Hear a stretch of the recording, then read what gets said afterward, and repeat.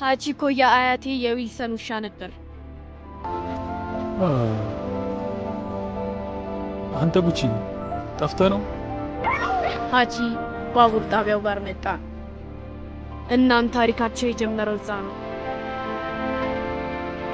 እንዴት ነው የሚያምረው!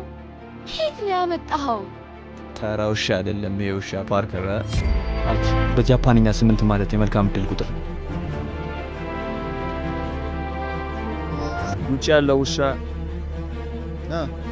ብዙ ሲወራለት የነበረው ውሻ ነው አይደል? እሺ ና ምን ሆነ ነው? እሺ አቺ ዛሬ ምን ሆነ? ካሁን በኋላ መጠበቅ አያስፈልግም። ተመልሶ ይመጣል። ሰላም ሀቺ፣ እንዴት ነህ?